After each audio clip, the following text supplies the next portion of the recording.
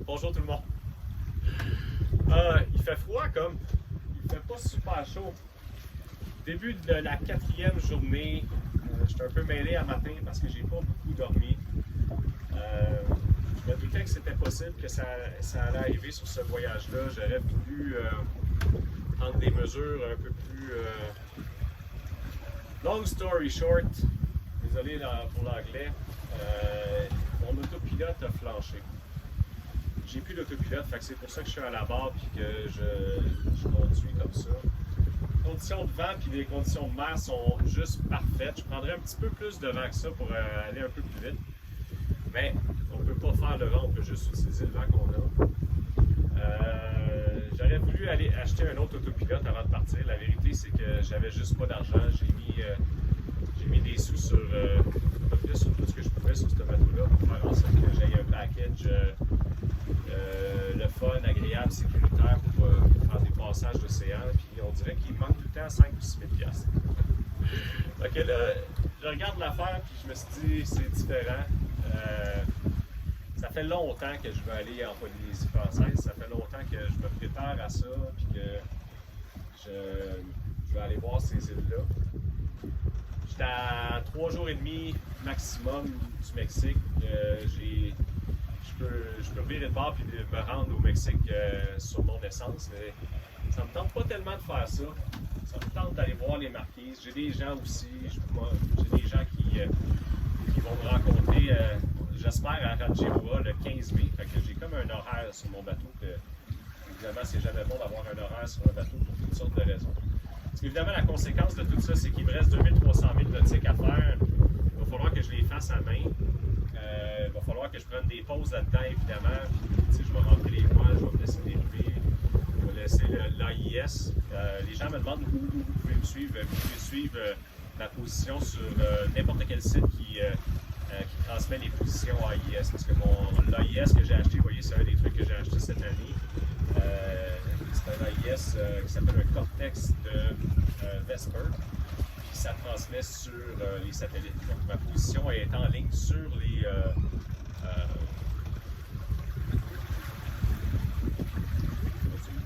Je cherche le mot.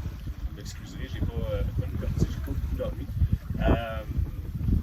Ma position est en ligne et est disponible là, sur Internet. L'autre chose qui est le fun, c'est qu'avec Starlink, évidemment, j'ai accès à ces sites Internet-là aussi. Donc, je suis capable de voir où sont les bateaux qui sont dans ma zone. Normalement, avec l'AIS traditionnel au VHF, on était capable de voir peut-être à, je sais pas, à 20 000, 25 000 maximum, peut-être 30 000 et encore. C'est probablement plus 15 000. Mais maintenant, avec l'Internet, je vois les bateaux du monde entier. Je suis capable de voir où sont les autres bateaux. Donc, quand je vais me positionner pour dormir, je vais au moins savoir, même les bateaux de pêcheurs, ils ont ça. La plupart des bateaux qui naviguent au large comme ça ont un AIS qui transmet. Donc, de classe B+, ou classe A normalement. Donc, j'ai ça tout installé sur mon bateau. Ça faisait partie des ajouts que j'ai faits cette année. Puis évidemment, ça va grandement augmenter ma sécurité pour ce que j'ai besoin de faire dans le moment. J'ai de la bouffe déshydratée à bord. Donc j'ai de la bouffe en masse pour bien du temps. J'ai mon watermaker qui est en bon état. Donc c'est ça. C'est désagréable de perdre l'autopilote, puis ça va faire que ça va être un voyage un peu éreintant puis fatigant. Mais c'est pas. À un moment donné, la fatigue va faire en sorte qu'évidemment, ça cause des enjeux de sécurité. Puis bon, le bateau, c'est plus dur à manœuvrer. C'est beau que j'ai un enrouleur de grand voile, mon enrouleur de G1 en avant.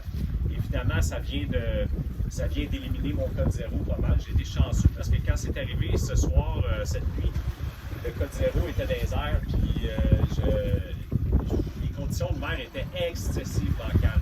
Si j'avais eu des conditions de mer un peu plus dures, un peu plus agitées, ça aurait été toute une autre histoire d'aller baisser la voile en avant et tout ça. J'ai réussi à faire ça dans des conditions relativement correctes.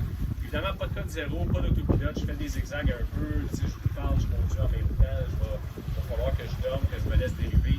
Mon passage de 18 jours, il va prendre plus que 18 jours, puis c'est la vie. On va pouvoir réparer ça, j'imagine, quand je vais arriver